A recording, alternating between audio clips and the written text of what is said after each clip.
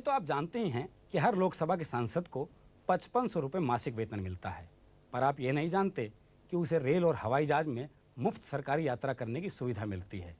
50,000 telephone calls कर सकता है, 7,200 बिजली यूनिट वो मुफ्त में जलाता है। उधर वो मुफ्त में बिजली जलाता है, इधर हम जलते हैं। पर साहब, आज की हमारी हास्य व्यंग्य की कवि गोष्ठी में एक नहीं दो फूल खिलते हैं। एक फूल का नाम है श्री शैल चतुर्वेदी और दूसरा फूल, जरा रुकिए, दूसरा फूल मैं अभी आपको नहीं बताऊंगा, मौका लगा तो खुद आऊंगा। नमस्कार दोस्तों, आजकल सभी लोग कुर्सियों को कोसते हैं, कहते हैं कुर्सियाँ खा जाती है, निगल जाती है, लेकिन ऐसा है? मुझे लगता है ऐसा नहीं है। दरअसल कुर्सी निर्जीव है। मुझे लगता है सजीव लोग ही उसे कलंकित करते हैं। एक शेर है, कुर्सियां चुंबक नहीं लोगों, बैठने वाला ही अंगद है।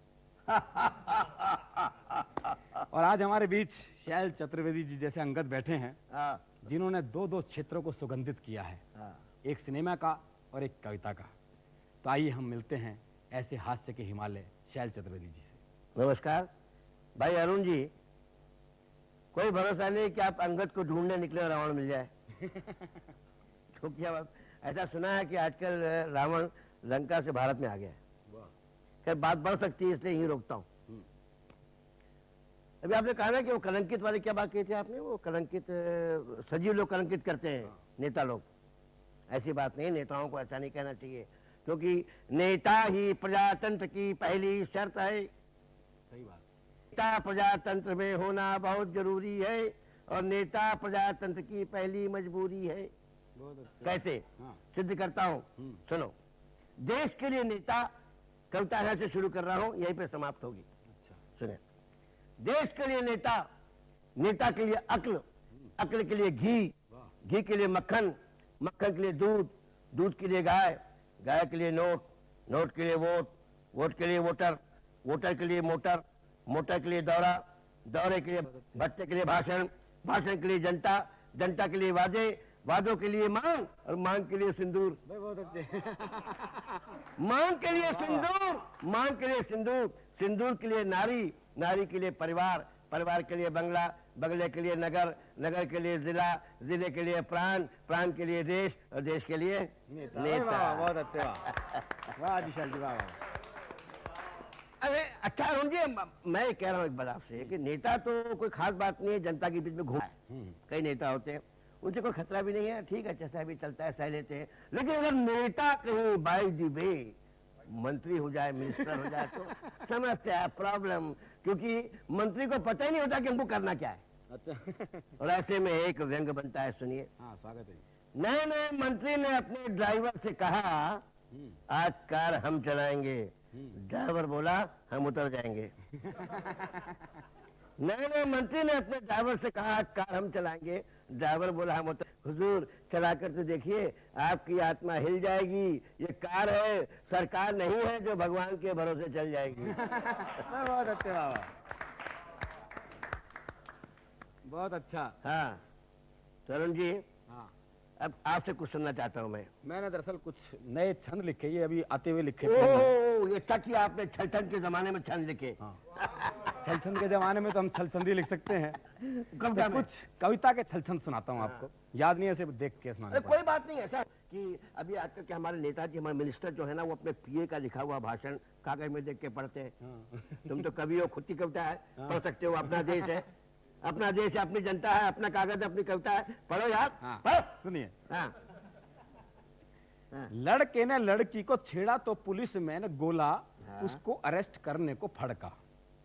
लड़के ने लड़की को छेड़ा तो पुलिस मैंने गोला, उसको अरेस्ट करने को फड़का। गोला के कुलीग भोला ने उसे बुलाया और समझाया, बतलाया ट्रेंड ये शहर का। बोला सस्पेंड हो जाएगा मेरे फ्रेंड, थोड़ा तो लिहाज रख वीआईपी डर का। लड़का ये लड़की को छेड़ता है सरेआम, बेटा होगा ये जरूर नेताजी के घर का।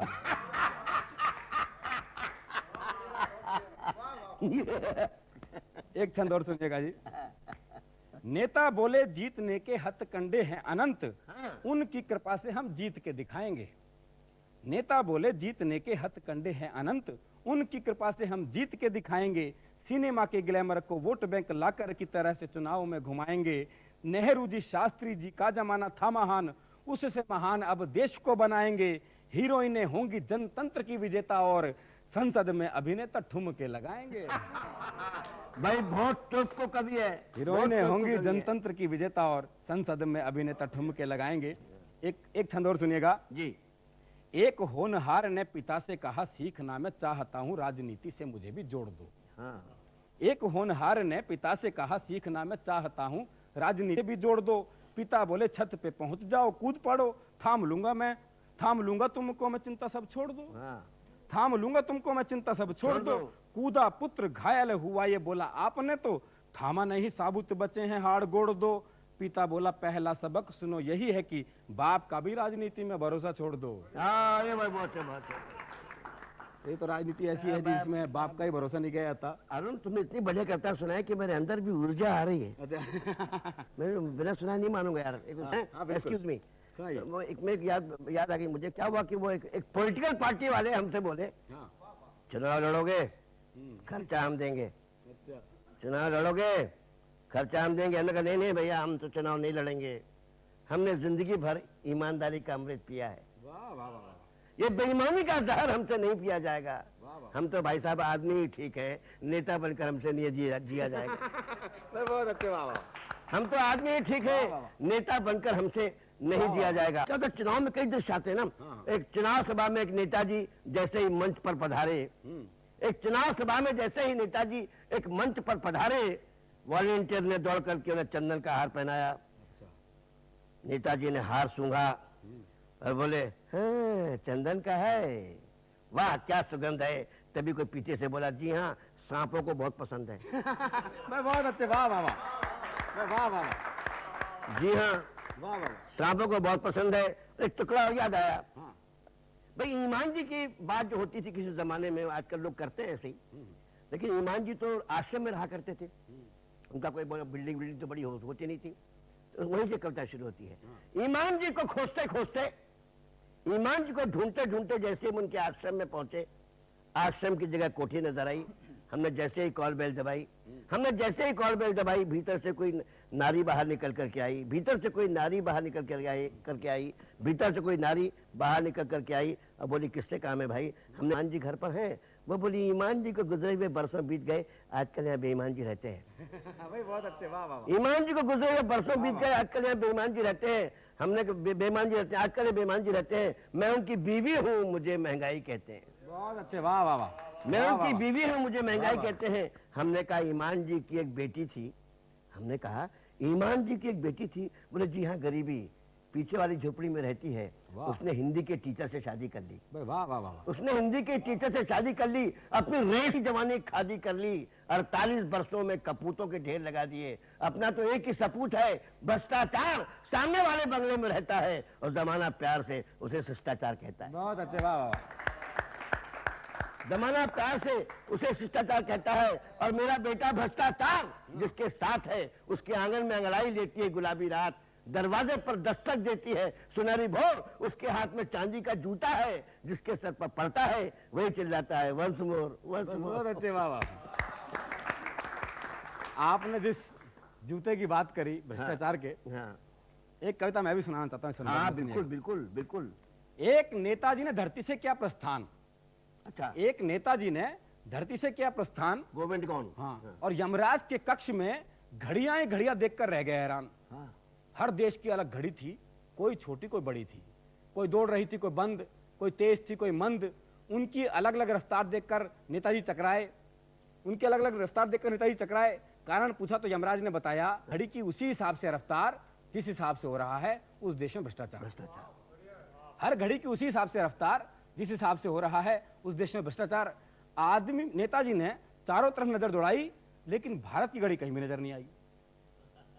आदमी ने चारों तरफ नजर दौड़ाई, लेकिन भारत की घड़ी कहीं भी नजर नहीं आई। नेताजी मुस्कुराए, यमराज के पास गए और उसे कान में फुसफुसाए। बोला, भारत वाले भ्रष्टाचार यहां भी ले आए। भारत वाले भ्रष्टाचार यहां भी ले आए। सच सच बताओ, भारत की घड़ी ना रखने कितने पैसे खाए? सच सच बताओ, भारत की घड़ी ना रखने कितने पैसे खाए? यमराज बोले, बेटे तेरे शक की सुई तो बिना बात उछल रही है।